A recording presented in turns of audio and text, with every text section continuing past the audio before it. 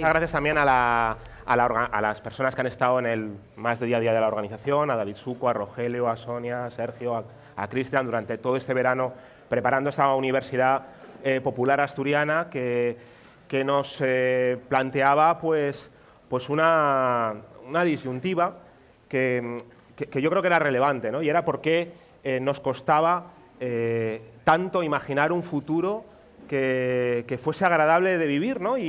y que fuese una utopía, ¿no? Decía Rubén Vega, profesor de historia del movimiento obrero en Asturias, ¿no? Decía, solo se puede entender las movilizaciones obreras de millones de personas que participaron, lucharon, dieron su vida, porque había una utopía colectiva que iba más allá que ellos, que construían y que decían, yo estoy luchando, igual no lo voy a ver, pero merece la pena porque estamos en un proyecto colectivo, ¿no? Y muchas veces cuando pensamos en nuestras utopías aquí en España y en Asturias, pues claro, para mucha gente pues casi imaginar una utopía es que te toque el gordo de la lotería e irte a la playa, ¿no? Pero eso no vale, porque es una utopía individual que puede solucionar la vida a uno, pero que no soluciona la vida a todo, ¿no? Y esa es parte de las tareas políticas que creemos que eran fundamentales. Y si trabajábamos con adolescentes o con jóvenes asturianos y les preguntásemos cómo te imaginas dentro de 20 años, pues muy poca gente nos decía y nos dice, creo que voy a vivir en Asturias, que voy a tener un trabajo que merezca la pena, ¿no? Muchos se imaginan en Madrid, se imaginan en Londres, se imaginan en otros lugares, en Barcelona. Y eso, claro, esto es un problema fundamental, ¿no? Por eso decíamos, tenemos que hablar de las utopías asturianas, tenemos que ser capaces de imaginar un futuro donde nos gustase vivir, y esa imaginación de ese futuro, claro, tiene que ir más allá del optimismo del coaching, ¿no? Porque también tenemos dirigentes políticos que nos dicen, no te deprimas con la situación de Asturias, sé feliz. Pero bueno, esto no vale. Claro que hay que ser feliz, hay que ser optimista, pero hay que ser optimista en base a unas transformaciones estructurales para hacer algo que permitan que el futuro dentro de 5, de 10, de 15 años nos convierta en un lugar más agradable, ¿no? Y más agradable pues tiene que ver con tener un trabajo que nos permita vivir mejor, que nos dé más tiempo de vida, que nos haga estar menos apurados a final de mes, que nos permita, si eres joven, emanciparte o tener una familia. Y esto es una cosa fundamental y que está en boca de todos, ¿no? Esta Asturias que tuvo utopías, ¿no? La huelgona del 62 o las revoluciones de octubre del 34, ¿no? de alguna manera decían, podemos construir una utopía, estaban debajo, ¿no? De eso, de alguna manera, fuimos pasando a una resistencia ante la reconversión y a una resignación. Bueno, pues lo que planteábamos es que tenemos que salir de la resignación para caminar, que esas utopías solo se logran pensando y dibujándola, pero con organización y movilización colectiva para empujarla, y que tenemos también brotes verdes para estar ilusionados e ilusionadas. Y eso yo creo que es parte de por lo que queríamos contar con Yolanda Díaz en esta mesa, ¿no? Yolanda Díaz, abogada, con experiencia laboral, pero también militante y política durante muchísimos años, que conoce también lo que es vivir en una comunidad autónoma periférica, en un país periférico, donde problemas muy similares de crisis industrial, de migración juvenil, también muchas veces de conservadurismo del sistema político, de dificultad para empujar y hacer cambios, ¿no? Y en ese sentido, que conoce también Asturias porque ha estado en multitud de ocasiones, ¿no? Muchas gracias, Yolanda Díaz, por asistir en un encuentro que está dinamizando Cristina Natal, que es periodista de la radio pública asturiana, de la radio que yo creo que mencionarla más, ¿no? Es probablemente un espacio que tenemos que reivindicar, la función de la radio pública asturiana, 12 años de experiencia y que nos está compartiendo en este sentido pues esta sección, ¿no? Y una última cuestión, es importante que construyamos estas utopías porque hay gente construyendo distopías, y lo hablábamos antes en la mesa anterior, porque cuando hace 50, 60 años era la NASA la que colonizaba la Luna, y luego resulta que ahora quien está haciendo los viajes al espacio es Jeff Bezos, ¿no? El multimillonario, los mega ricos, los que más tienen, sí que tienen un proyecto de cómo tenemos que vivir, ¿no? Que es un proyecto probablemente de más individualización, de un capitalismo digital que también hemos hablado, con unas características, ¿no?, donde nosotros somos la materia prima, con una sociedad más precarizada y por tanto más rehén y donde hay más desigualdades, ¿no? Por lo tanto, bueno, unas cuestiones donde hay que actuar, ¿no? Con lo cual, bueno, pues ante esas distopías creemos que es fundamental reivindicar que Asturias puede construir un futuro, que es posible, que nos tenemos que quitar la resignación, pero también el coaching del optimismo y construir, organizarnos, trabajar, plantear ideas de cómo vamos a hacer para que una generación se quede aquí, para que quien está trabajando ahora no tenga una vida precaria, para que tengamos un sector económico y un sector industrial que permita sostener este país y para que tengamos una sociedad mucho más igualitaria y que no lideremos la brecha salarial en el conjunto del Estado, como sucede, ¿no? Que no una Asturias que se construyó en parte porque muchísimas mujeres estaban detrás empujando esa industria y que esa es la consecuencia de que tengamos la brecha salarial y que por lo tanto es lo que tenemos que actuar también, ¿no? Con lo cual, bueno, muchísima importancia de este sentido, ¿no? Una última cosa técnica de actualización del programa.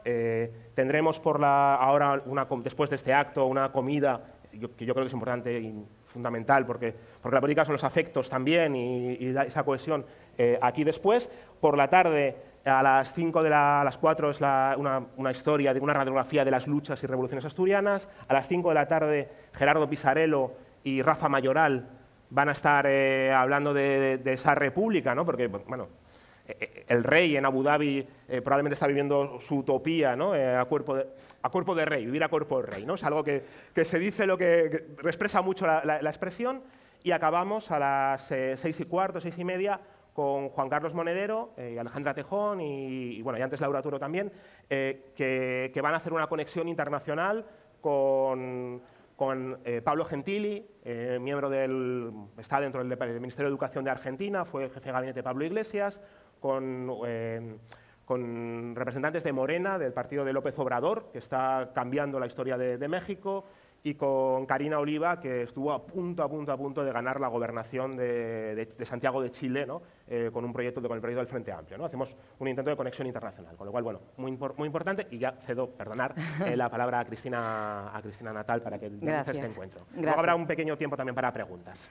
Sí, luego dedicaremos un cuarto de hora, 20 minutinos a hacer preguntas. De momento me toca introducir a la ministra, un placer, que está aquí con nosotros y con nosotras en el Museo del Pueblo de Asturias, en Xixón, en este día fantástico de este extraño verano asturiano, para hablar de un nuevo proyecto de país, de vida buena y de trabajo decente. Esto ya en sí igual suena hasta un poco utópico, el propio título en sí, ¿no?, de la jornada, de la charla en este caso.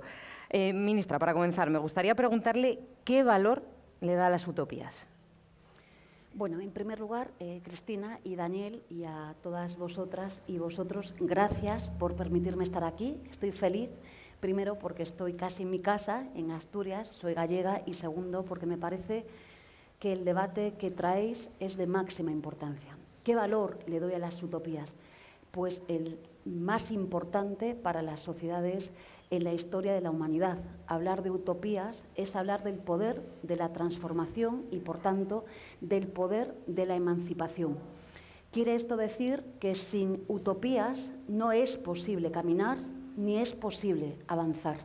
Decía ahora mismo Dani, ¿no?, que, bueno, yo lo afirmo contundentemente, vivimos en un tiempo de distopías. Vivir en un tiempo de distopías es ni siquiera tener la posibilidad de imaginar una sociedad alternativa. Y creo que es la mayor derrota que nos han insertado desde los años 90 hasta el día de hoy. No es casualidad que estén de moda las series distópicas, ni es casualidad que estén de moda las obras literarias distópicas, ni es casualidad que ahora Cristina me haga una pregunta diciendo ¿es distópico el trabajo decente? No, lo que es distópico es la precariedad actual y presente. Y el trabajo decente no solo es una utopía, sino que es la posibilidad real de transformación que depende de los gobiernos, pero depende sobre todo de vosotras y de vosotros. Por tanto, las utopías son, en definitiva, para todas nosotras, la voluntad de construir una sociedad alternativa, que no solamente es necesaria, es que es posible. Hablar de utopías es hablar del sí se puede. Las distopías es el no se puede. Las distopías son Vox, es lo negro, es lo tenebroso, es la no vida, es la muerte. Por tanto, desde luego, el poder de construcción de una sociedad alternativa en la que es verdad, a mí tampoco me gustan demasiado las utopías, en el sentido de que hay un riesgo cierto de mirada larga. Y hay un riesgo también cierto, y lo conocemos muy bien en la historia de la humanidad, de irrealización de las mismas. Por tanto, la utopía tiene que estar en ese equilibrio entre el horizonte y lo realizable. Por tanto, yo a lo que apelo aquí, y por eso estoy encantada de estar aquí, en que nos comprometamos con la definición de un nuevo proyecto de país que tiene que colocar la vida en el centro, los derechos humanos en el centro, el trabajo decente en el centro y el planeta habitable en el centro. Esto es el ahora y, por tanto, desde luego, es la voluntad de transformación y, en definitiva, es la vida. Lo otro es decirle a la ciudadanía que no hay futuro y que no hay posibilidad de hacer nada alternativo. Insisto, no es casualidad que estén de moda las series distópicas y las obras literarias distópicas y las artes escénicas distópicas. Por tanto, eso es el ahora, pero ¿qué problemas le ve a las utopías que nunca llegan o que todavía no llegan? Es que es esto, Cristina, que estaba diciendo, que hay que tener cuidado, ¿no? Se pueden convertir las utopías en miradas irrealizables, ¿no? Pongo un ejemplo, ¿no? Muchas veces cuando se habla de utopías, ¿no?, se las describe como esa mirada al horizonte, ¿no? El horizonte, vosotros que sois de Xixón y yo que soy de Puerto de Mar, ¿no?, el horizonte es una franja, ¿no?, en la que es maravillosa, en la que la mirada es muy larga, ¿no?, y confluye el mar con el cielo, ¿no?, pero es una mirada larga. Las que somos de mar sabemos perfectamente, sobre todo por lo menos en Galicia, ¿no?, en el que el señuelo de la emigración sigue estando presente, ¿no?, el horizonte era esa mirada que tenían sobre todo las mujeres, de espera, ¿no? Por ahí, por ese horizonte, se iban barcos, ¿no?, cargados de hombres, de niñas y de mujeres, ¿no?, que querían soñar con un mundo, una vida mejor, ¿no? Pero la verdad es que a veces vienen, ¿no?, de esos viajes con vidas destrozadas o sencillamente no vienen. Por tanto, puede convertirse el horizonte en un punto, en una parada. Por tanto, cuidado, ¿no?, que no se trata de que la utopía sea esa metáfora, ¿no?, del horizonte, que es muy literaria y es muy hermosa, pero las gentes de mar sabemos que pueden conducir a elementos negativos en las vidas. Por tanto, creo que tenemos que ir más hacia esa lectura de la utopía realizable, esa utopía que conocemos muy bien, que tiene que ser interpretada, ¿no?, como un camino, es el poema de Cavafis, ¿no?, es decir, lo importante es el camino, o si queréis, esa utopía, ¿no?, de la Odisea, en la que efectivamente tenemos que contar, lo decía Dani al principio, con Ulises, pero tenemos que introducir a Penélope. Las utopías o son ambas piezas, o son lo colectivo, o realmente desde la individualidad de cada una de nosotras no vamos a hacer nada. Por tanto, lo importante es el bien común, son las vidas buenas, y las vidas buenas solo se construyen con muchas manos, que además tienen que ser manos muy diferentes, que han de pensar de manera distinta, pero que tenemos un objetivo común. Y yo creo que el objetivo común son los derechos humanos, es nuestro pueblo, nuestras gentes. Por tanto, sin horizontes literarios, y la metáfora creo que es entendida, sabiendo que los barcos pueden venir peor de lo que han ido, pueden regresar peor, y sin embargo sí, con el poema de Cavafis, lo importante es que caminemos juntas. Esta es la gran diatriba que tenemos, y con una convicción, y es que nos mueven los derechos humanos. Y esto es lo más importante que tenemos para traducir un nuevo proyecto de país. Mirad, el país, estos días estoy hablando mucho, sobre todo porque me toca en mi tarea de gobierno.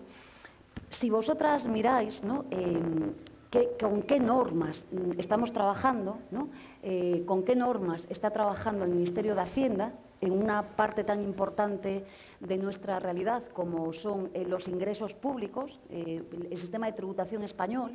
Hablar de ingresos públicos es hablar de servicios públicos, por tanto, es algo central, ¿no? Pero si veis las normas, veréis que ya no es que sean todas del siglo XX, es que son de los años 85, 80, o sea, estamos en el primer tercio del siglo XXI trabajando con un paradigma construido bueno, por el siglo XX, por el viejo siglo XX. En el mercado de trabajo, en el mundo del trabajo, no hace falta que os lo diga.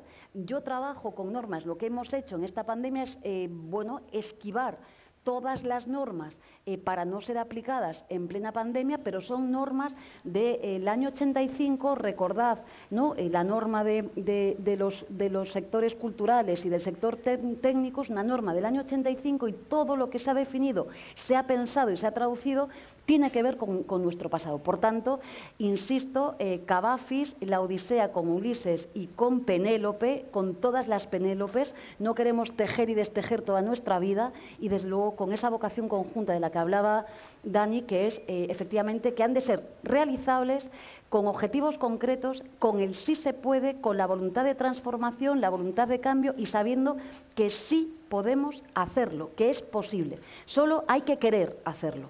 Y, por tanto, yo estoy aquí para animarnos, no desde el coaching que decía Dani, no va de coaching, no va de esto, no va de estética, no va de mercados publicitarios, va de cambiar la vida de la gente. Y es posible cambiar la vida de la gente. Es tan posible como que hemos demostrado en una crisis brutal, en la mayor crisis de la historia económica del mundo, hemos demostrado que se podía salvar a la gente. Si hubiéramos optado por la aplicación de la reforma laboral del Partido Popular, se nos hubieran desplomado 6 millones de trabajadores y trabajadoras y centenares de miles de empresas. Y hemos dicho, no vamos a ir por este camino, vamos a decirle a la gente que se puede gobernar de manera diferente, para la gente que hace país todos los días. Por tanto, caminemos desde la humildad. Lo más bonito de este debate es hablar, ¿no?, de las utopías cotidianas. Y hemos de hacer como una pequeña galaxia en cada una de las parroquias, de los concellos, de los lugares de nuestro país, poco a poco, gota a gota, diciendo que estamos aquí para mejorar la vida de la gente. Y si no nos convencemos de que esto es así, la utopía será irrealizable.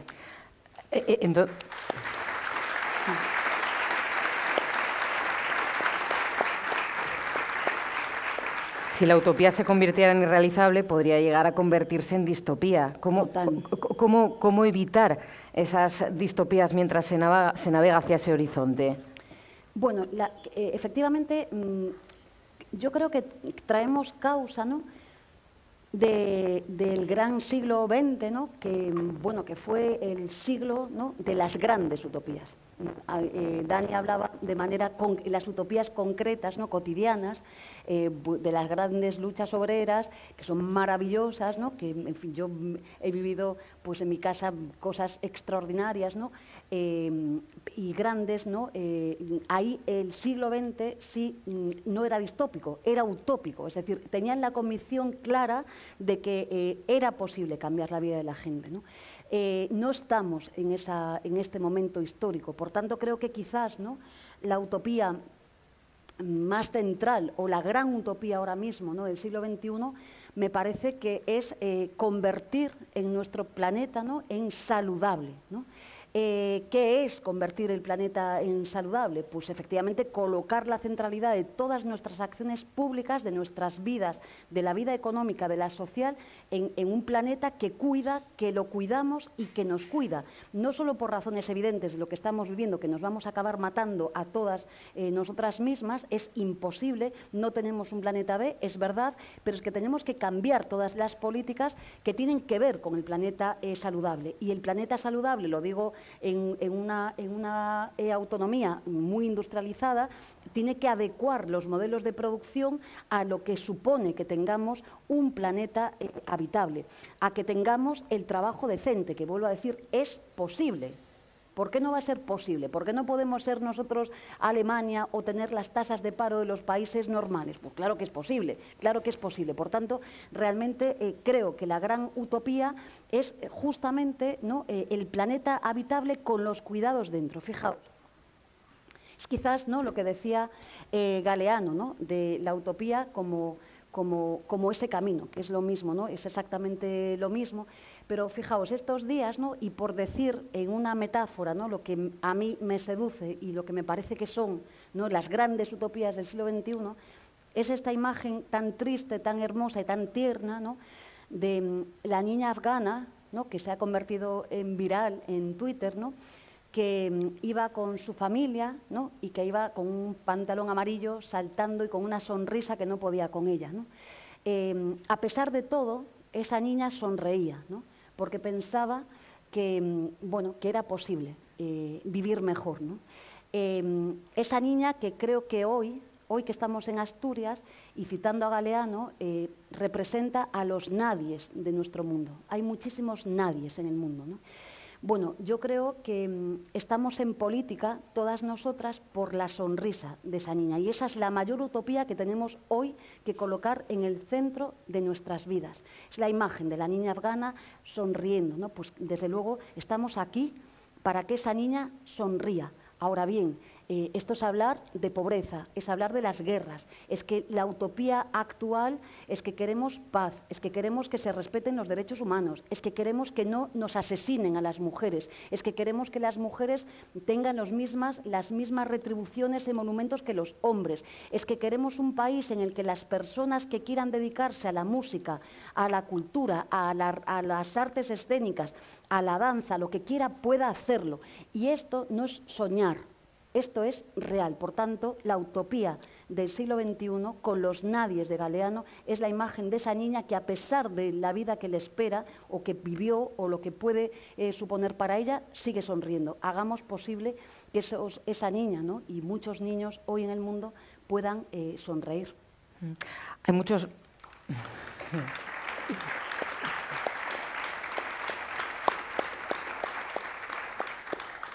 Ministra, hay muchos nadies, como decía Galeano, en el mundo, muchos, quizás fruto de esas políticas con horizontes distópicos o políticas elusivas, políticas quizás son las más peligrosas, las más dañinas si no se trabaja sobre ellas. Sí, yo voy... Si pensáis, ¿no?, como venimos de tantos movimientos, está aquí Rafa Mayoral, ¿no?, pues qué os voy a contar yo y él, ¿no? Venimos de tantas luchas y de tantas movilizaciones, si recordáis, ¿no?, nos decían siempre los tenebrosos, nos decían que los del no éramos nosotros y nosotras, ¿no? Y no es así. Los del no son ellos son los del no se puede, ellos son los que destrozan las vidas de la gente, ¿no? Y yo siempre hablo de las políticas negativas y de tres modalidades de políticas negativas, ¿no?, que es una, la no política. En Asturias me vais a entender muy bien. ¿Qué es la no política? Siempre lo digo, lo explico, no son frases, el lenguaje es muy importante, es muy poderoso. Por tanto, cuando los políticos y desde los gobiernos se dicen cosas, es muy importante lo que se dice. Recordad aquella frase que fue una auténtica maldición que nos dijo la mejor política industrial es la que no existe. Claro, es la no política, ¿no? Fue brutal para Asturias, para Galicia, para toda España. Nos definió como país, nos ha destrozado. Y estamos hoy como estamos por esa frase demoledora que en realidad traducía unas políticas que son la no política. Por tanto, una forma, una modalidad de política negativa. La otra modalidad de la que siempre hablo es la política destructiva, que tiene 3 Ds y que es clave, la sufrís también directamente aquí, ¿no? Es, por una parte, la política de la desregulación, por ejemplo, el llamado mercado de trabajo, no os lo voy a explicar, ¿no? Todo lo que han desregulado, siguen diciendo hoy, aunque vamos ganando batallas lingüísticas, siguen diciendo hoy que España es el país de la Unión Europea que tiene el despido más alto. No hay ningún dato empírico que demuestre eso, es falso de toda falsedad. y lo repiten como, bueno, como un mantra para que cuaje y cale en la sociedad. Nos decían como un mantra, ¿no? Ya hemos ganado la batalla, vamos ganando batallas, lo necesario es un contrato único, pero mire usted, ¿cómo un contrato único? Si es que tiene que haber un contrato indefinido, pero tendrá que haber, hay actividades en nuestra economía que son estacionales, tendrá que haber un contrato temporal. Diferente es que digamos que ese contrato temporal tiene que tener una causa justificada y que si se incumple, pues obviamente va a irrogar una serie de consecuencias. Pero es falso. Han desregulado absolutamente todo lo que tiene que ver, digo, el ejemplo central del mercado de trabajo, porque es donde sustancialmente el neoliberalismo ha actuado con la mayor dureza del mundo y explica en parte por qué tenemos durante 42 años las peores cifras de paro y la precariedad vergonzante que tenemos en el seno de la Unión Europea, ¿no?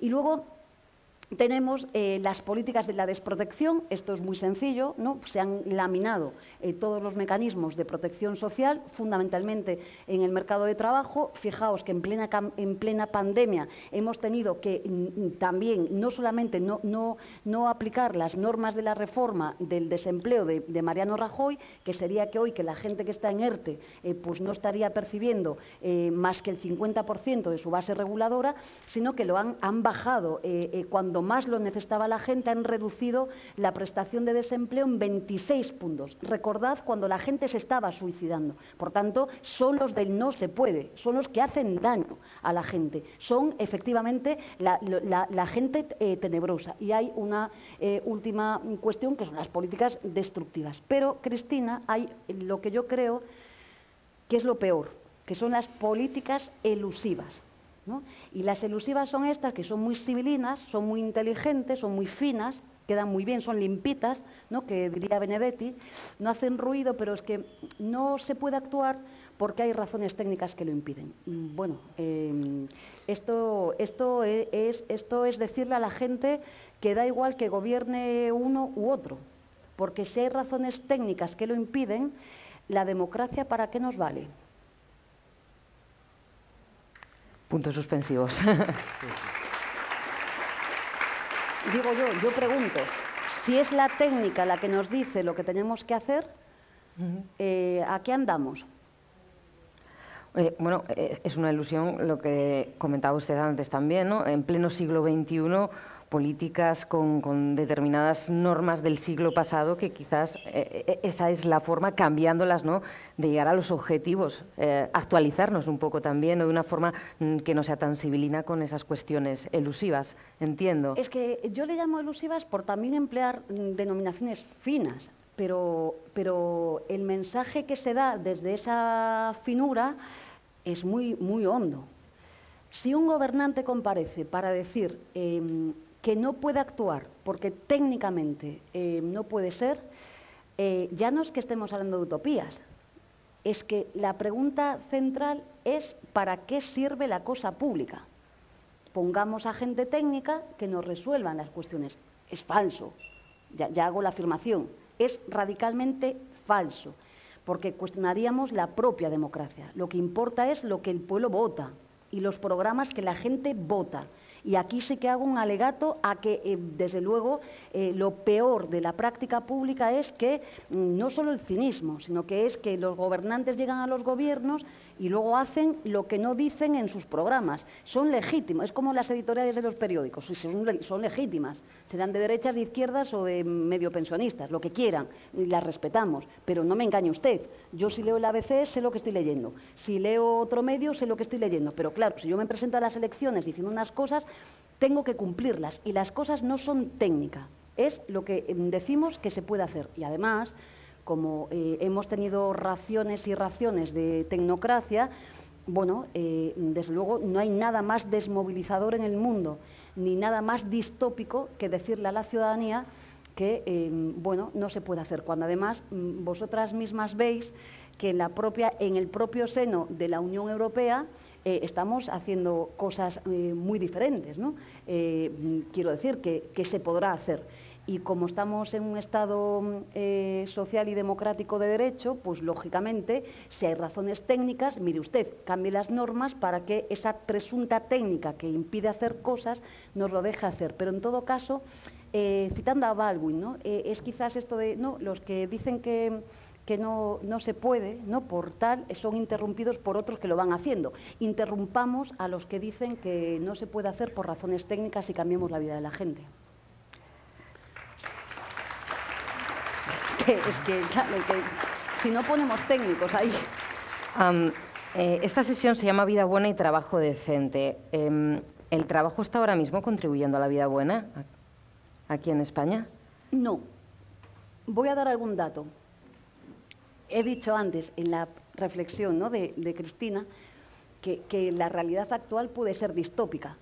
Y por dar algún dato, yo cuando llegué al Ministerio pensaba, ¿no?, está aquí mi equipo y está Rafa, lo tengo hablado así muchas veces, uno ves los números y dices, ostras, durante 42 años de democracia en España, ¿no?, tuvimos siempre en el mundo del trabajo los mismos problemas, las mismas cifras aproximadas, ¿no?, de paro estructural, de paro coyuntural, de paro estacional, de paro juvenil. Fijaos, hemos bajado demostrado, es que es brutal, lo daba el dato Eurostat estos días, ¿no? En un año hemos bajado 5 puntos la tasa de paro joven, que es brutal, estamos en el 35,1%, cuando llegamos estábamos en el 41% en tan solo un año, es decir, que si se hacen cosas diferentes se pueden cambiar las cosas. Pero yo pensaba, ¿cómo es posible que durante 42 años, ¿no?, los males de la sociedad española siempre fueran los mismos y nadie hiciera nada diferente? Porque la pregunta es, ¿no?, o sea, claro, ¿por qué no? ¿Por qué no?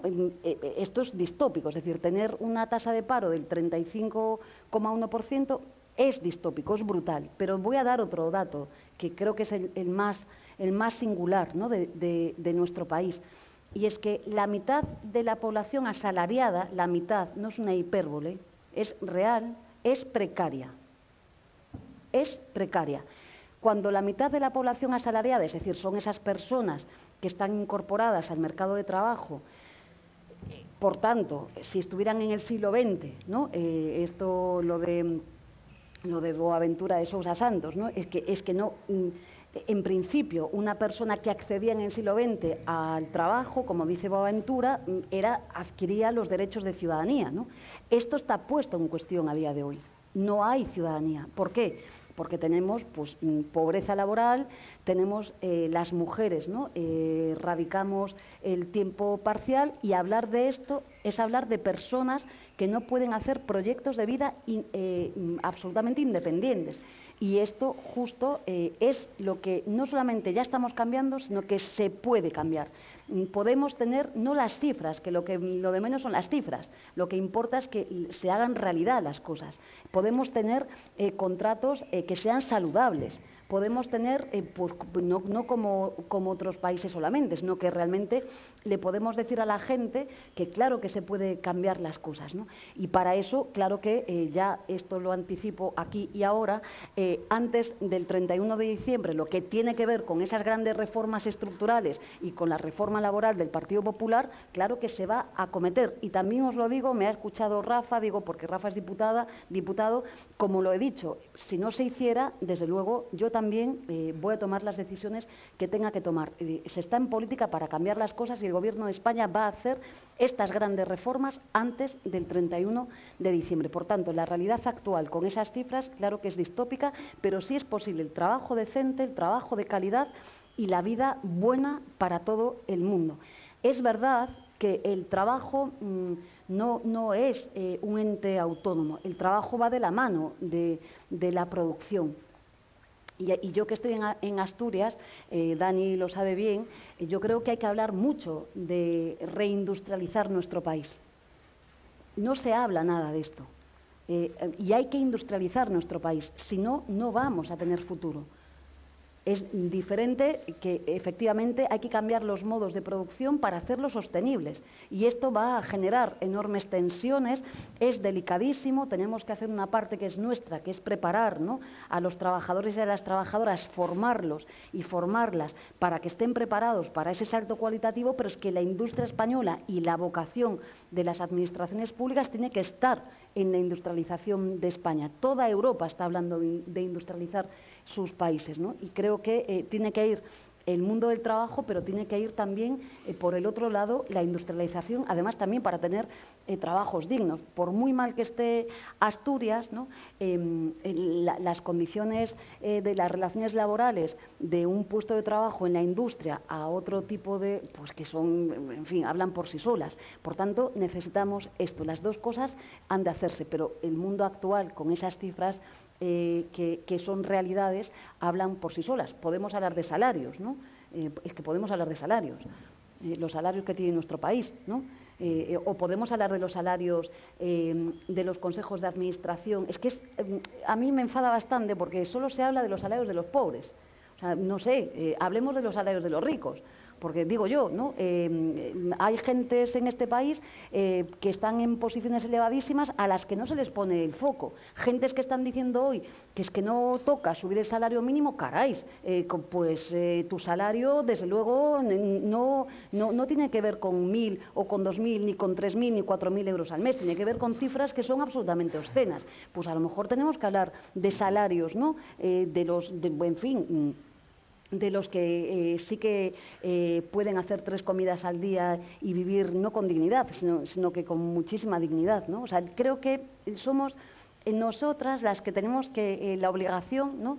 de cambiar la mirada y a lo mejor no permitir que nos pongan ellos los debates. O sea, es que hablar hoy, ¿no? Que alguien diga hoy en nuestro país que los que están fuera de convenio colectivo, esto en Asturias sabéis muy bien de esto, es decir, que es muy poca gente, pero es que son los que más lo necesitan. Decir que no toca hoy subir el salario mínimo, pues es que es un poco sorprendente cuando esos mismos que dicen no a subir el salario mínimo están pactando en sus convenios colectivos la subida al 1,5 al 1,8. ¿Qué me quiere usted decir? ¿Qué me quiere decir? Que a los más pobres y los más vulnerables hay que dejarlos en esta crisis, que sigan siendo más pobres y más vulnerables, mientras usted, insisto, por la otra parte está pactando convenios colectivos al 1,5 y al 1,8, es que no lo puedo entender. O sea, que tenemos, ¿no? que cambiar el foco también de la actuación nosotras mismas. Esperaba el aplauso, pues hacia la pregunta. Quizás como reflexionaba, ¿no? Tener un trabajo digno, un buen puesto de trabajo y una cuantía que te llegue, ¿no? Cada mes a casa para poder vivir bien, te calma, te tranquiliza, te permite mirar hacia adelante. Es que me ha gustado la metáfora del horizonte en el mar, como gallegos y asturianos aquí en Xixón, ¿no? Te permitan mirar hacia el horizonte con tranquilidad y vivir así. Claro, luego está lo opuesto, ¿no? La antítesis, esa inquietud que, ¿por qué no? Quizás también genere esa crispación. No sé si también, desde otro punto de vista y desde esta perspectiva, le preocupa ese odio que hay en nuestra sociedad. Quizás también, bueno, pues por no vivir bien o porque no se avanza a esa utopía ansiada, ¿no? No lo sé, es una reflexión que hago también y le propongo. Esto me preocupa mucho, porque las políticas del odio son políticas del odio cotidiano y van empapando a las sociedades y las van transformando. A veces las tomamos de broma y no es ninguna broma, son de verdad, ya las vivimos en la historia de nuestro país y del mundo, ¿no? Yo creo que frente a la política del odio, la política de los afectos, no hay nada más poderoso que los afectos y la fraternidad. Y tenemos la gran obligación de decirles que es que no van a ganar. No van a ganar. Por mucho que intenten meterle miedo a la gente. Pero es verdad que depende mucho de lo que hagamos nosotras. El otro día, el fin de semana pasado, anda por allí Elena, fui con Elena a ver El médico de Budapest. Es demoledora, ¿no? Cuando creo que refleja muy bien, ¿no? La política del odio en un pequeño pueblo, ¿no? Y además lo terrible es que el odio vence, ¿no? Pero cuando el médico le dice al alcalde, ¿no? El odio enferma, ¿no? El odio enferma las vidas, a las gentes y a las sociedades. El odio es la muerte, ¿no? Bueno, algo de esto está pasando en nuestro país. Algo de esto está pasando en nuestro país, ¿no? Y desde luego creo que frente a las políticas del odio, la política del amor y del afecto. No hay nada más poderoso que el amor y el afecto. Y desde luego ahí sí que tiene que ser un cordón brutal, democrático, al que nos tenemos que unir. El problema de esas fuerzas tenebrosas no es que tengamos que hacer un cordón sanitario con ellas, es que tenemos que hacer un cordón democrático frente a ellas. Y hablar de un cordón democrático frente a ellas es tejer muchas manos, es hacer muchas cosas. Pero cuidado, porque los odios calan y efectivamente pueden hacer daño. Por tanto, nuestra misión histórica creo que es la política de los afectos, la política del sí se puede, que en definitiva es la política de la vida.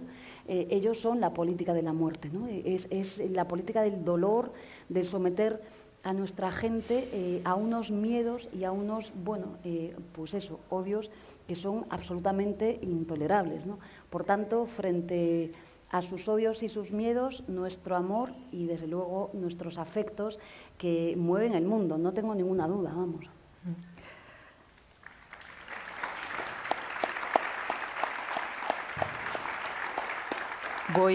Voy a plantearle una última cuestión para luego abrir un turno, ¿verdad?, de preguntas que me imagino que habrá muchas personas entre el público que quieran preguntarle alguna cuestión. Ministra, ya para terminar, le hemos escuchado hablar en algunas ocasiones, hablar de un nuevo proyecto de país. ¿A qué se refiere y, sobre todo, cómo lo plantea? Bueno, en parte lo venía diciendo, ¿no? Yo creo que no hay mayor urgencia, ¿no?, que delinear, dibujar, ¿no?, el proyecto de nuestro país a muchas manos para la próxima década. Y esta es la obligación que tenemos en nuestras manos, levantar ese proyecto de país. Y no levantarlo solo de manera programática, sino hacerlo real. Y hacerlo además, como digo, con una partitura escrita multidisciplinarmente, con muchas manos, con muchas posiciones que se entrecruzan y que convergen, ¿no?, en una salida que permita de manera cierta cambiar la vida de la gente. Lo he dicho, estamos trabajando con el pasado. No podemos trabajar con el pasado. Tenemos la misión histórica de ser la referencia de nuestras gentes. Tenemos que hacer pues que un montón de gentes que nos están esperando ahí fuera, ¿no?, pues desde gentes de la agricultura, gentes de la construcción, de lo que sea, del naval, mujeres, médicos, enseñantes, todo el mundo tiene que opinar sobre ese nuevo modelo de país. Y lo tenemos que hacer con todos y con todas ellas, sabiendo que todo esto tiene unas enormes contradicciones y sabiendo que, bueno, que para hacer pueblo tenemos que estar todas y todos. Y ya digo, seguramente unos seremos más feministas o más ecologistas, otros seremos, pues nos pondremos el foco en la cultura y otras pondrán el foco más en la ecología, pero que todas nos necesitamos. Y en ese todas no hay fronteras. Los proyectos no se construyen desde las fronteras. Los proyectos se construyen tendiendo manos, tendiendo puentes desde los afectos y desde el amor. Y lo que sí que voy a hacer, ¿no?, y lo voy a hacer ya, desde luego, es escuchar a muchísima gente. Creo que esto es lo más importante, escuchar y no cansarnos de escuchar. Asumir dónde acertamos y dónde nos hemos equivocado y qué quiere la gente, qué espera la gente de nosotros. La gente no quiere ruidos, no quiere diatribas entre lo que pensamos unos u otros. Lo que quiere es realmente que le cambiemos la vida, ¿no? Y por tanto, bueno, me parece que esto es lo más... ¿Se ha hecho daño?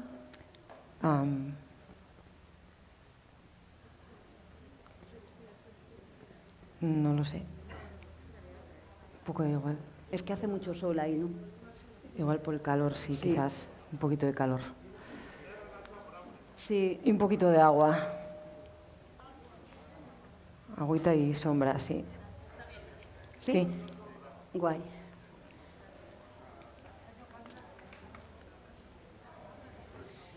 En definitiva, que continuamos, sí. Ese proyecto de país creo que lo tenemos que escribir en el afuera y, desde luego, claro que contando con el adentro, ¿no? Pero, desde luego, lo más importante está afuera, ¿no? Yo creo que lo que tenemos que hacer es unir, ¿no?, las vocaciones mayoritarias que están en todas nosotras y en todos nosotros. Y me parece que eso es absolutamente posible. Pero bueno, ya digo, voy a escuchar a mucha gente, voy a empezar desde ya y, desde luego, lo que sí, voy a intentar lanzar, ¿no?, como cierta esperanza y cierta ilusión, ¿no?, a las gentes de nuestro país, ¿no? Me parece que de otra manera no se puede hacer con mucha paciencia, con mucha tranquilidad y escuchando mucho a todo el mundo. Siempre digo, vosotros que sois asturianos, me entendéis bien, y lo he hecho en Galicia, ¿no?, que hay una cosa maravillosa que es la mistura, ¿no? Esto de Secafonso, ¿no?, de axitar a Malta, ¿no? O sea, bueno, en definitiva, esto es nuestro pueblo y nuestro pueblo es muy variopinto y muy diferente, ¿no? Creo que en esa mistura avanzamos siempre, ¿no? Y además desde una convicción, y es que la gente no quiere que pensemos de la misma manera. Lo que nos quiere es en la misma dirección, arreglando los problemas de la gente y siendo útiles. Pero entiende perfectamente que tengamos matices y que pensemos de manera diferente. Por tanto, creo que la apelación es a misturarse, a tener una gran paciencia y con una única convicción, que es levantar el ánimo y la esperanza en las clases populares de nuestro país. Si lo hacemos con ellos y con ellas, desde luego, claro que podremos no solo gobernar, que ya estamos gobernando, sino gobernar para cambiar de verdad la vida de la gente. Y en esto ando.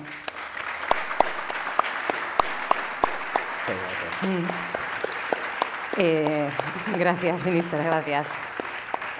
Por cierto, hablaba usted de Eduardo Galeano, tiene un libro fantástico, el libro de los abrazos, ya que habla de política de afectos, que qué mejor, ¿no?, que dar una... Si nos deja la COVID, que yo creo que poco a poco nos dejará volver a dar abrazos, No hay ¿verdad? nada más revolucionario que el amor, por tanto, vayamos a ello. Los tristes o las pasiones tristes, ninguna. Bueno. Por tanto, agarrémonos a ese facho en galego, pues ese facho que ha de ser luminoso, y transmitámosle a nuestra gente que, claro que podemos mejorar la vida de la gente, pero para eso depende de vosotras. A nosotras nos toca una parte, pero a vosotras os toca otra parte. Por tanto, pasiones tristes, no. Elementos de odio, no. Y salid con fuerza para, gota a gota, ¿no?, ir comunicando que, claro, que vamos a por todas. Pues, si os parece, damos un aplauso. Damos un aplauso.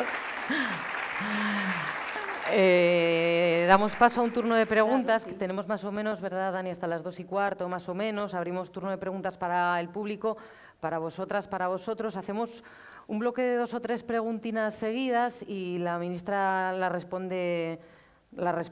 Sí. Ok, por ahí. 5 preguntas. Sí. Sí, por ahí. Ok, sí.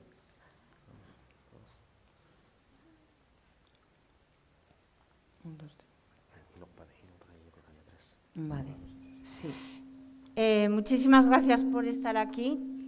Para mí es un honor conocerte porque te admiro muchísimo. Eso en primer lugar. Soy portavoz de Podemos en Ubieu, en el Concello de Ubieu.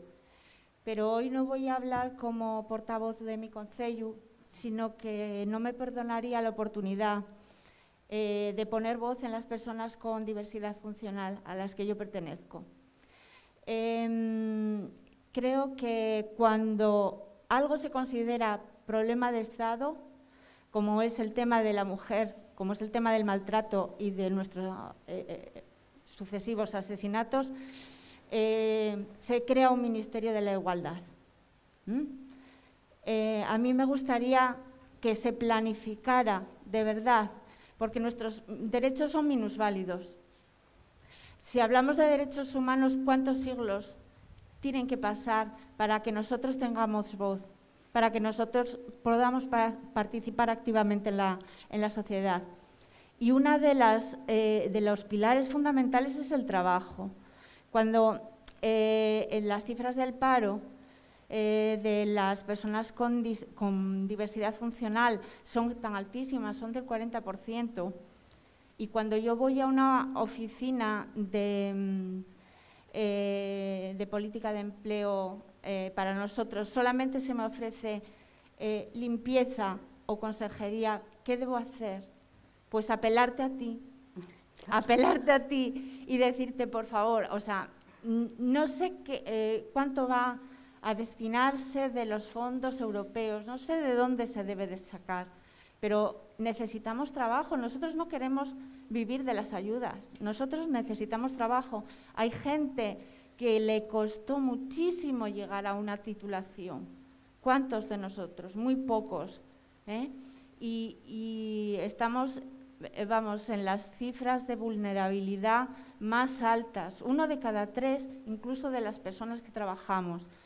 Entonces, hay una política, hay un planning con respecto a nosotros. Eso quería preguntar.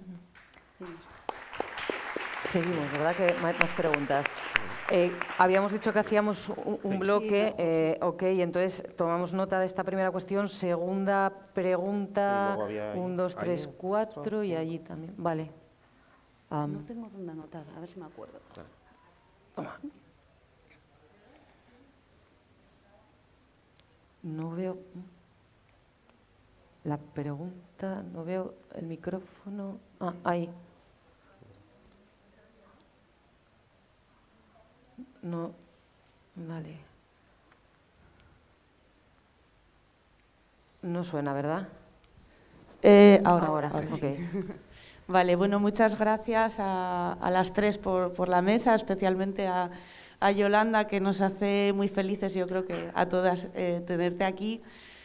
Tú has comentado las similitudes, cosas en común que tenemos en Asturias, en Galicia. Muchas de ellas son virtudes, ¿no?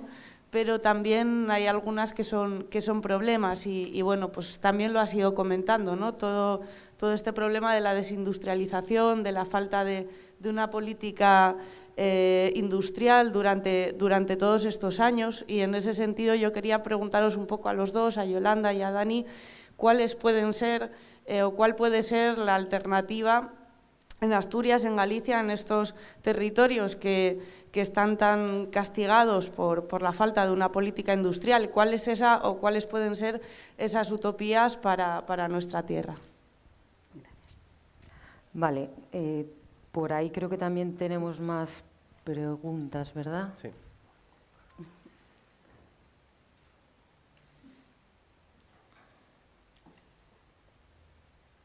Hola. Bueno, lo primero, mi respeto y mi reconocimiento, porque sé la lucha bestial que estáis teniendo en el Gobierno y soy consciente de todo lo que vais consiguiendo. Y lo segundo, ayer escuché una rueda de, a las Kellys en la radio, y una cosa que pusieron de manifiesto fue las inspecciones de trabajo. Toda la gente que hemos trabajado toda la vida somos conscientes de que siempre que va a haber una inspección, los primeros en enterarse son precisamente los empresarios.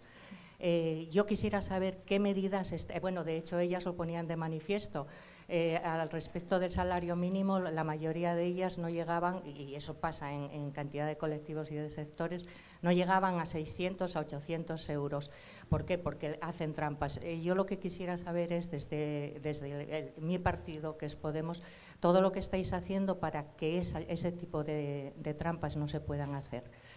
Y esto ya es muy personal, aparte de mi admiración por ti. Si hablas con Pablo Iglesias, le transmites de parte de una militante de base mi cariño, mi respeto y mi agradecimiento.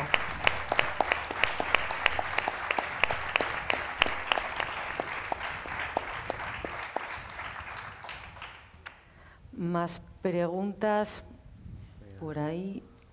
Y había por ahí. Y por ahí la izquierda también. Por ahí también. Vale, ok. Por ahí. Buenos días, ministra, buenos días a la mesa, muy felices de tenerles aquí. Gracias a Unidas Podemos por la solidaridad y por los espacios de debate que abren. Evidentemente estamos dando luchas en el siglo XXI que corresponden al siglo XX. Pareciera que las utopías se nos han puesto lejos y sin embargo hay que ser optimistas.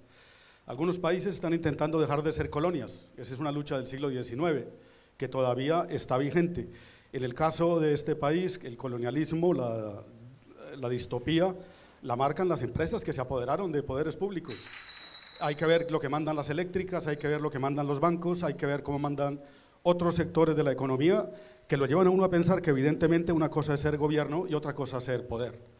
Tal vez a eso se refiere ahora la compañera cuando dice las luchas tremendas que tienen al interior del gobierno para mantener derechos y para avanzar, porque hay quienes son socios y seguramente están muy entroncados con el poder y hay quienes escasamente son o somos gobierno. Ahí se plantea un asunto complicado, pero del que le quería pedir una reflexión. Luego, evidentemente, hay una concentración enorme de la renta, del capital, de la tierra, del trabajo y del ingreso. Es decir, estamos viendo las luchas que se pelearon en el siglo XIX y XX están vigentes aún y cada vez peor. Ahora se hablaba de trabajo sin derechos, ya no se sabe ni quién es el patrono. Ni siquiera se puede uno organizar sindicalmente porque ya es un trabajo difuso, empresas que parecen Dios, están en todas partes pero nadie las ha visto. Y entonces ahí se plantea un tema muy serio en donde hay que regular el trabajo.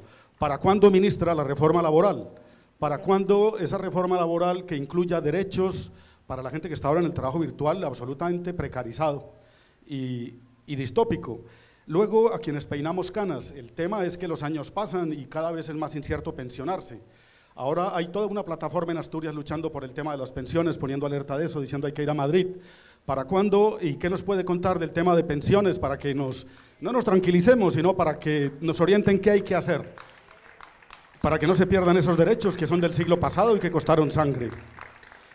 Luego, desde esta perspectiva, nosotros nos damos cuenta perfectamente, quienes hemos sido refugiados por la violencia y acogidos en países que nos han dado el espacio de vida suficiente para sentirnos a gusto y respetados, han implementado un sistema de exclusión impresionante. Cada vez la sociedad es más inequitativa.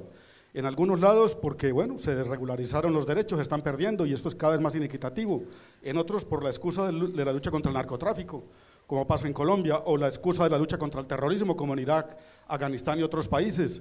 Luego tenemos que andar recogiendo las consecuencias. Refugiados, gente que huye, guerras en curso, una situación que no tiene nada que ver con los derechos humanos. Y al hilo de eso, tratados de libre comercio, en donde se firman cláusulas de derechos humanos que nadie respeta, que son saludos al sol, en donde se hacen negocios sobre la sangre de la gente.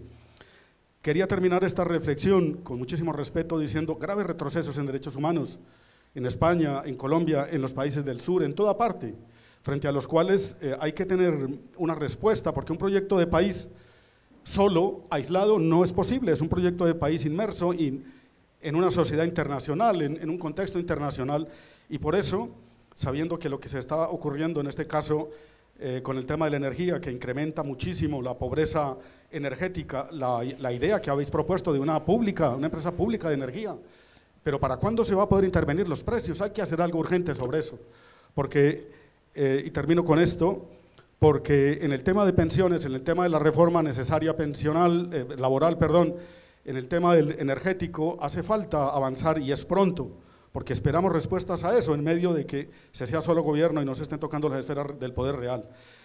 ¿Para cuándo, ministra, un pronunciamiento por la situación de derechos humanos de países como Colombia, donde hay un genocidio en curso y están asesinando a la dirigencia sindical, a la dirigencia obrera, a los pueblos indígenas? Esta lucha por la vida debe ser global. Y sabemos que en su visión, en la que tiene usted como ministra, cabe estos puntos de vista. Y desde nuestro respeto, un agradecimiento enorme a Podemos por la solidaridad que junto con Izquierda Unida y otros sectores nos han dado a quienes hemos tenido que huir de las democracias fantasmas que persiguen a la gente a muerte. Una pregunta más, me comunican, una pregunta más por aquí, que no hemos traído el micrófono todavía por aquí, por esta parte.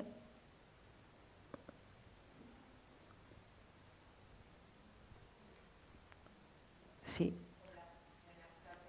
No se oye el micrófono. Hola, buenas tardes, gracias por estar aquí, Yolanda.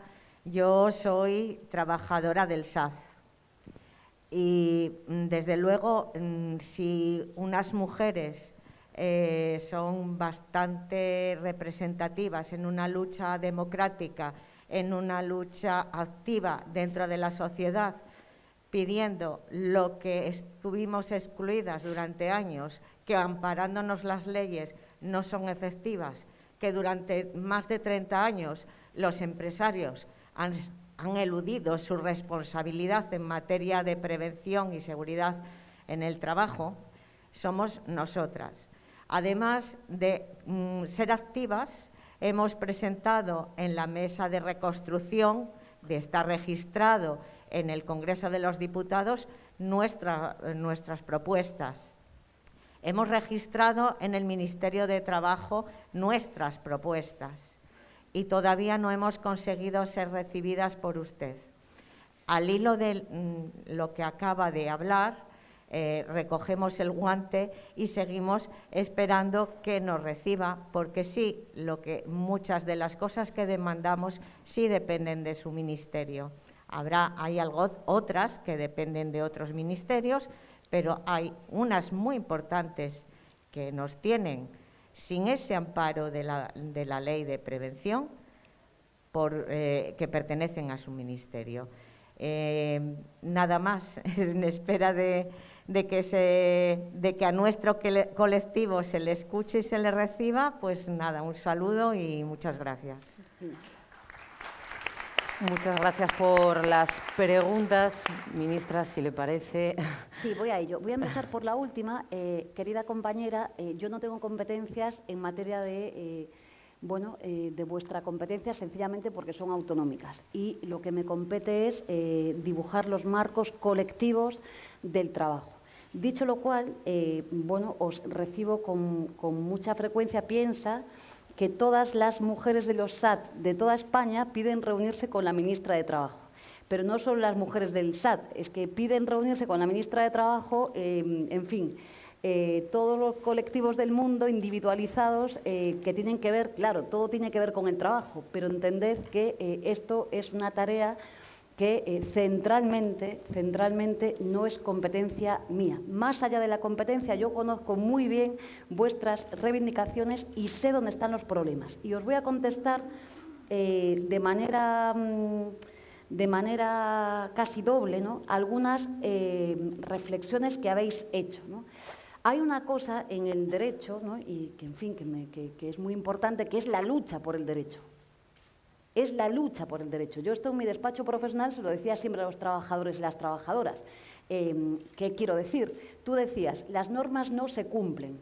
Tengo un marco legislativo, ¿no?, que está aquí, pero no se cumplen. Bueno, pues no se cumplen, compañera, hay que acudir a los tribunales, porque es que tenemos que luchar nosotras por el derecho. Y eso no puede venir una ministra desde arriba, ni Dios desde arriba, un Dios, ¿no?, para decirnos que nos vamos a garantizar que todas las leyes se cumplen. No, no es así.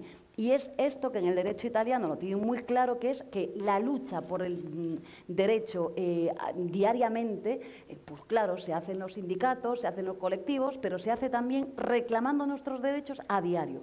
Mira, si yo te digo, ¿no?, las dificultades que tuvimos junto con Irene Montero para definir dos grandes normas que tienen que ver con la igualdad retributiva y con los planes de igualdad en las empresas, es brutal por una única razón.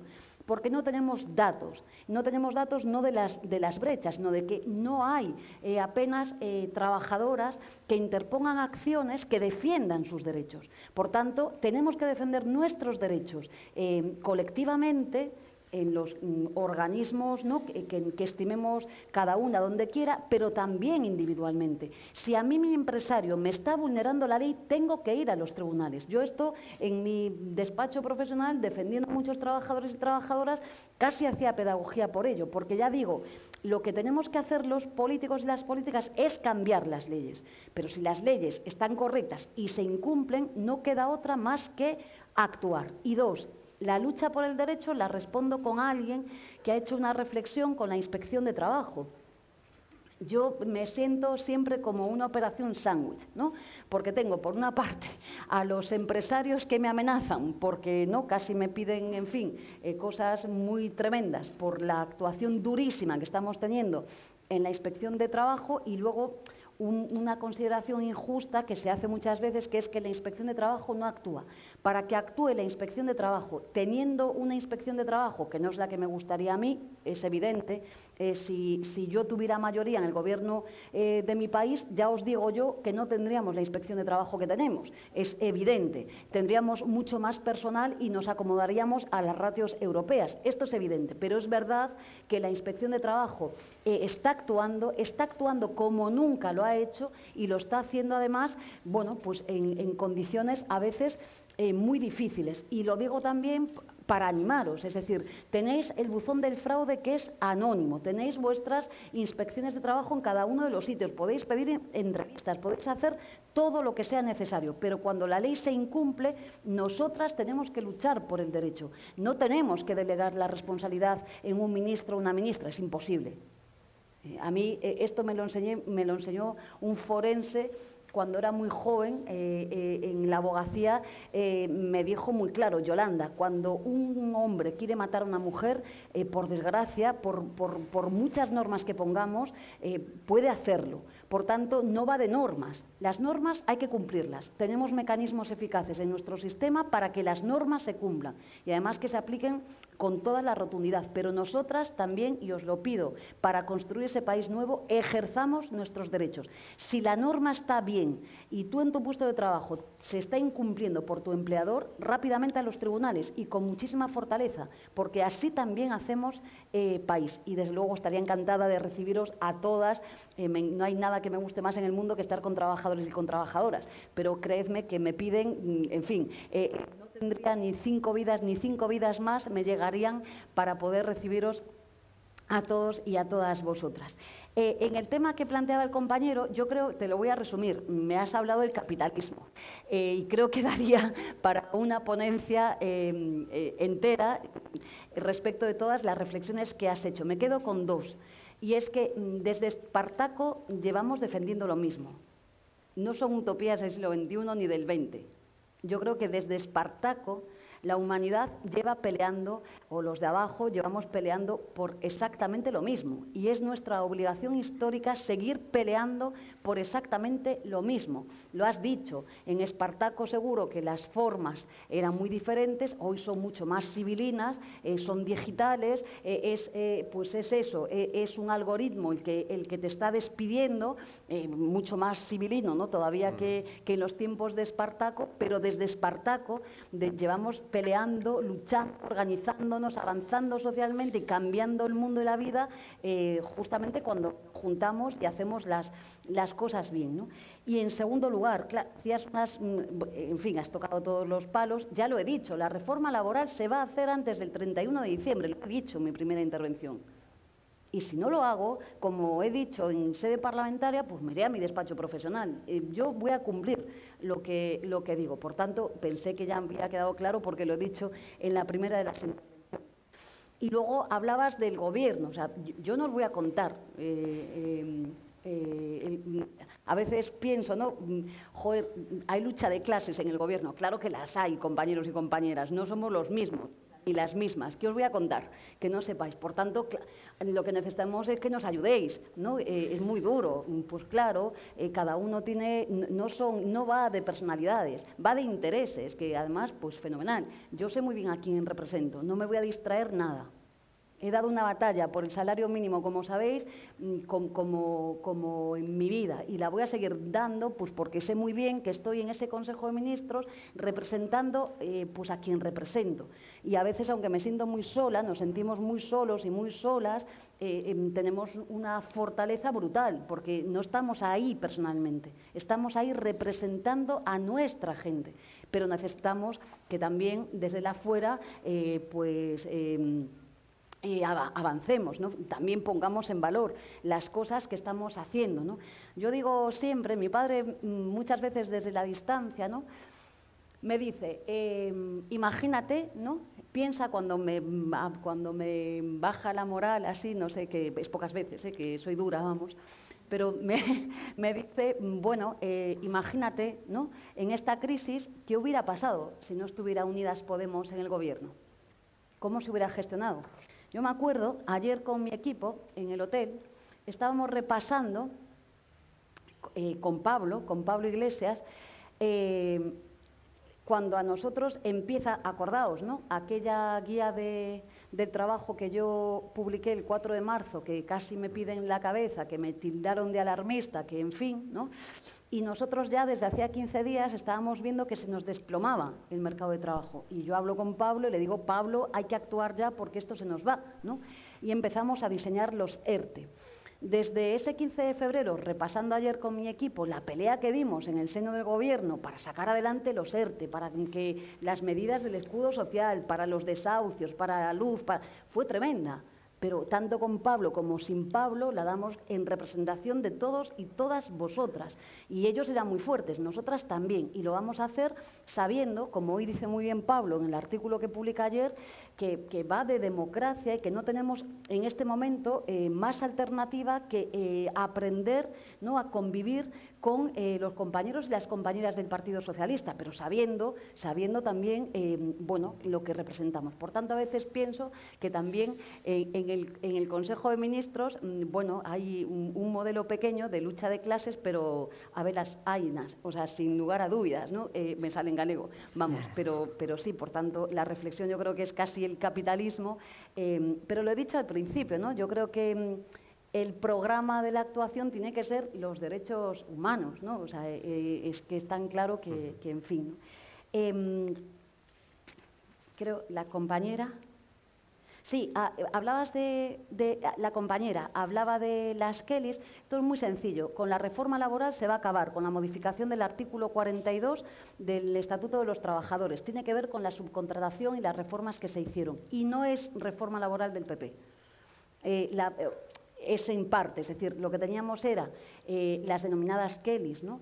Un día, como sabéis muy bien, eran camareras de piso y con la reforma del PP, por la aplicación del convenio de empresa, se convirtieron realmente en esas trabajadoras que dignifican nuestras vidas a razón de 3 euros la hora por limpiar habitaciones, ¿no?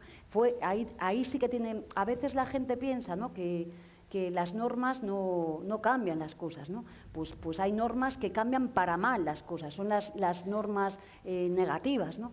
Pues aquí lo que ha pasado es que, efectivamente, con las multiservicios y un montón de elementos más, con la aplicación de la reforma del PP, sustancialmente el convenio de empresa, las han destrozado.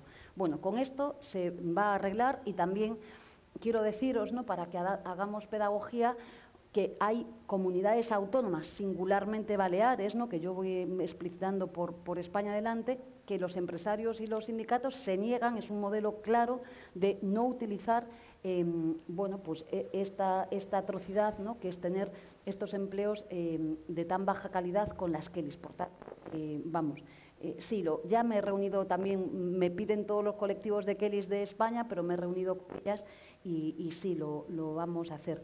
Decías, Galicia y Asturias y la industria. Lo he dicho al principio, o sea, yo creo que lo tenemos claro. Fijaos aquel compromiso, ¿no?, de en el 20, ¿no?, alcanzar, ¿no?, los porcentajes de PIB de industria de nuestro país. No se habla de esto, pero que no es que no se hable, es que tenemos que utilizar los fondos de recuperación europea justamente para esto. E insisto, haciendo que la industria sea sostenible, pero como no lo hagamos, como no nos tomemos esta tarea en serio, pues no va a ser, ¿no?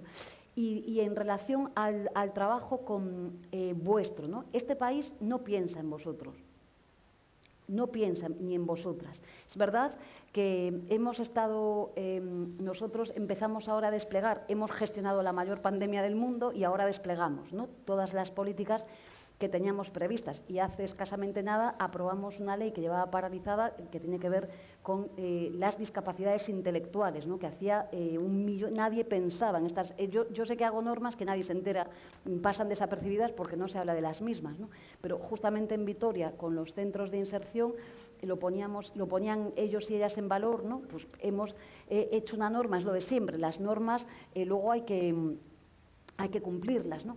Pero singularmente está claro que tenemos que desplegar ahora mismo. Es verdad que vosotros tenéis, ¿no?, como la discriminación positiva en las administraciones públicas con los porcentajes de contratación, pero en la vida privada esto no va así y necesitamos hacer planes de actuación específicos en materia de empleo para vosotras y para vosotros. Claramente, hasta ahora lo que se ha hecho en nuestro país, como conoces muy bien, son los contratos bonificados que no funcionan y, por tanto, todo esto tenemos que cambiarlo, pero desde la convicción que en esa mirada del proyecto de país, ¿no?, para la próxima década, también tenéis que dibujarlo y escribirlo vosotras y te propones para hacerlo, fenomenal. ¿Ves? Eso es lo que... Pero digo que es clave, porque no está pensado para vosotras. Pero también te digo, ¿no?, que efectivamente ahora recuperaremos, digamos, que la senda normal de actuación de un gobierno, aunque también os lo digo, que de aquí a diciembre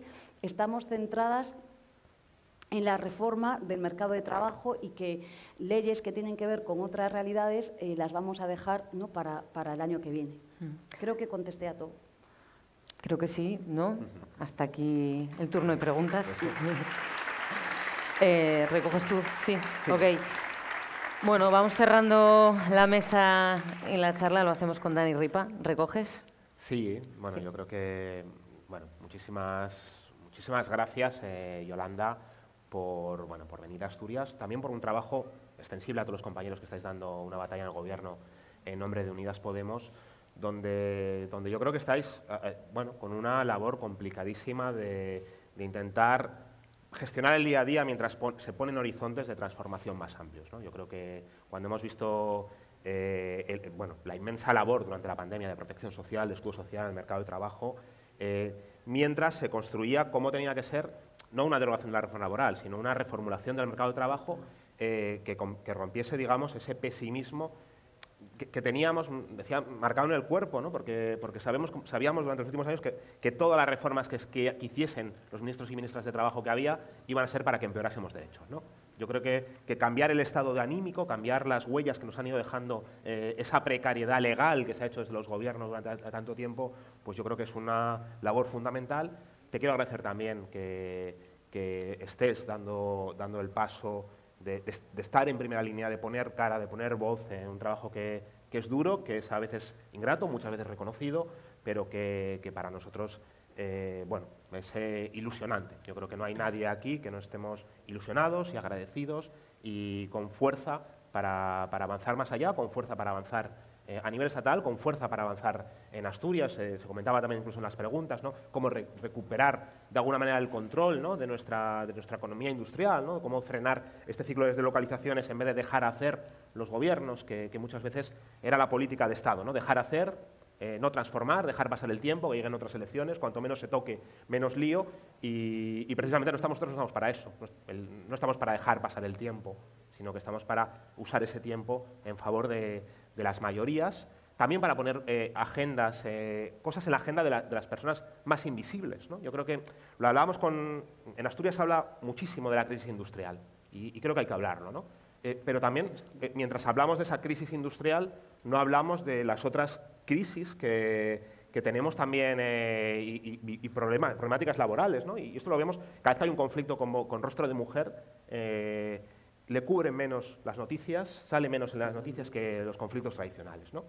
Y eso también hay que hablar, ¿no?, de cómo actuar allí. O, por ejemplo, en el servicio de ayuda a domicilio tenemos que introducirnos en una comunidad, la comunidad más envejecida de España, cómo ampliamos nuestro estado del bienestar y de dependencia para generar puestos de trabajo dignos, públicos y cubrir todas las necesidades que tenemos en la sociedad, ¿no? Con lo cual, poner también en agenda a las personas invisibles, a las necesidades, yo creo que es parte de lo que hay, ¿no? No me quiero enrollar más, agradecerte que estés en esta escuela compartiendo con nosotros, agradecer a Cristina esta excelente moderación y animaros a continuar durante el día de hoy, repito, a las 4 de la tarde, la sesión de la radiografía de nuestras luchas históricas asturianas, pero no para mirar al pasado, sino para mirar al futuro, cómo el pasado nos da experiencias, ¿no? La historia es una cuestión muy compleja porque no miras el pasado, sino que estás intentando saber cómo el pasado nos da lecciones para el presente. Después hablaremos de República con Rafa, con Gerardo, que están por aquí, con Laura Tuero, fundamental en estos momentos de crisis del modelo de Estado. Hablaremos de la política internacional con Juan Carlos Monedero, con los compañeros de Argentina, de México y de Chile. Y ahora tendremos una comida popular, ¿no? Muchísimas gracias y seguimos en la Universidad Popular Asturiana. Muchas gracias.